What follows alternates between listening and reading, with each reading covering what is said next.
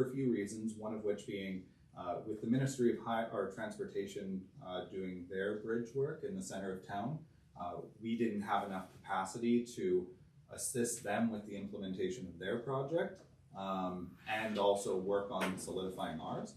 Also, it didn't make sense because until that is fully completed, we don't know what we have to put upstream. And so we're working very closely with the province and a few different ministries to try and figure out exactly what needs to happen there. And then we already have funds set aside that the community hasn't had to pay for to create the plan for what's going to happen there. So I think in the latter half of the year, I agree with Mayor Ranta, like we won't have a bridge there by the end of this year, but I think we should have a plan in place as to what's going to happen by the end of this year. And then that plan should tell us the timeline. And we hope, even if the bridge isn't done, if things line up perfectly, maybe we'll be starting work, but it definitely won't be done by then. Councillor Peters. And if I may, disaster financial assistance, which is a huge part of this project, if we start anything without final approvals from the government, the provincial government on that, we lose all funding. Mm-hmm. And so, you know, yes, it would be nice to have a little temporary walkway across there or something, but we cannot do anything until we have that funding approval. And we are, like, as CAO Couture said, we're working closely with other ministries to try to make sure that we do it right. And that's the most important thing, is that we do it right so we don't have continuing issues with that creek. That was going to be my second question. Well, Perhaps a little walkway across. Yeah, right? unfortunately, any works we do will nullify our funding. So it's unfortunate, but... CAO Couture. Kind of further to that, it's especially prudent with a project like looking at, be it a culvert, a large square culvert, or a bridge. Any of those is going to cost multiple millions of dollars. DFA will only cover certain, they have limits. Without going into the nitty gritty, there's limits to what they can do. Best case scenario, they're covering 90% of whatever the final option is there. But that is absolute best case scenario. So with that in mind, we're still on the hook for 10% no matter what happens. So when we start looking at projects that are like a bridge, everything just keeps going up and up in price, you're looking at multiple millions of dollars. So you're looking for the municipality anywhere between like 100,000 if we're lucky for a $1 million project. I don't think we'd get there. I think the absolute lowest that we would see is like $2.5 to $3 million to cross there. So that's hundreds and hundreds of thousands of dollars that we as a municipality are on the hook for. So trying to mitigate those numbers and try and keep them as low as possible. Well, it's unfortunate that we're waiting. If we rush, we pay exponentially more. And so knowing that the tax base simply can't bear that, that's why we're being very careful. Did I see your hand up, Ms. Cooper? So long ago, I don't remember. Oh. Yes. There you go.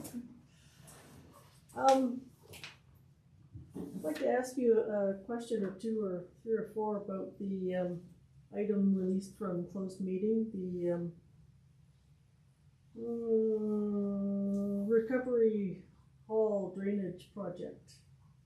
Was that part of the long-standing list of recovery projects? Because I don't recognize it. CAO Couture. The answer to your question is yes. Specifically with that project, what it was is this was supposed to actually have been released from closed session a long time ago, but we realized when we were doing some bookkeeping that it was missed as something that was released. And so specifically that project was for, we had a project in the recovery list called the Community Hall Rock Pit. Right. Because previously when all the work was done in the community hall, all the drainage went to a rock pit close, it's that low elevation drainage space near the sanding station. There's a grate there, it's kind of lower elevation, everything drained to a rock pit there, and it had silted in essentially and was unusable. So regardless, we were going to have to spend a good deal of money, DFA covered, take a good portion of that area out and put in a new rock pit, knowing that a rock pit is not the right way to do it as a future process. So as part of us working with the Ministry of Transportation, we spoke with DFA, spoke with the Ministry of Transportation, and we were able to secure a special project where instead of us having to put in a rock pit, because they were planning on putting a sewer line through that area anyways, we were able to jump on that project at the same time and get a considerably less expensive proper drainage system installed that goes and drains appropriately by the bridge. If you're on the Dairy Queen drive-through side and look back towards the subway, you can see a drainage cover that comes out of the side. That's the end of that community hall drainage. So the community hall drains to that spot. And it saved us, I think the final number is we estimated about $120,000 is what it saved us. If we comparatively to if we were to try and do that exact same project ourselves without doing it at the same time that Acres was doing all the other work, it would have been $120,000 more. So some funds were spent and the project was paid for through the gas tax funds. So we used gas tax funding to offset it so it didn't hit the property taxes. And it created a far better project. From project approval to, from council approval until turning over dirt on that project was probably the fastest project we ever did. In under a week, they were installing pipe for this project from the time that council said yes. We had approvals through the Ministry of Transportation that normally take months. We had engineered drawings, which normally take weeks. We had a tender all dealt with and signed. It all happened within like 4 or 5 days, and pipe was being laid within 7 days. So a big success story that I like talking about. Except for that pile of gravel they put in there. Yeah, I'm not necessarily a fan of the gravel, but No. yeah. So what did the village pay for it, Um, approximately? Because the total project cost was $160,000. I think that DFA was.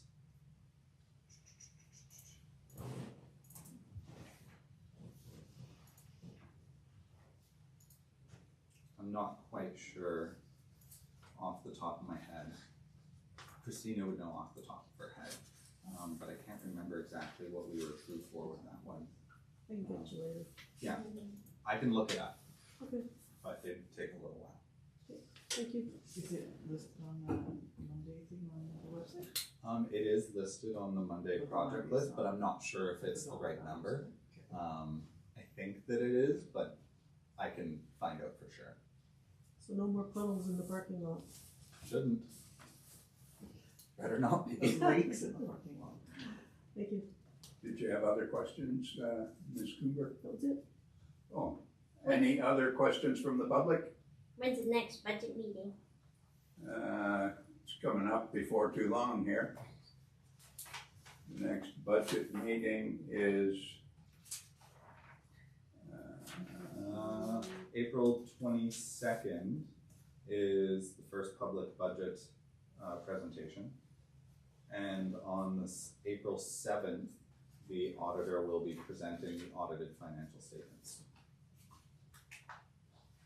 that's at a regular council meeting. Correct. Both of those are regular council meeting dates. Yeah. But we've got a couple of other budget meetings Committee in between. meetings.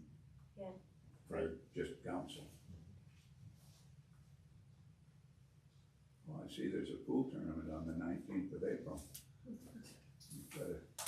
You've got to I stay didn't plan organized. anything for that day, so you're good. Oh, good. I'll make sure to make a note that I don't put anything. Any other questions from the public? Seeing none, any questions from the press? Not today. You gotta be kidding! Did you want me to make up some questions? Yeah, absolutely. I wanna go home. Oh, okay. We No, can't do I- have a need for a closed meeting. Could I have a motion to that effect pursuant to section 90.1 and 90.2 of the community charter? So moved. Second. Any discussion?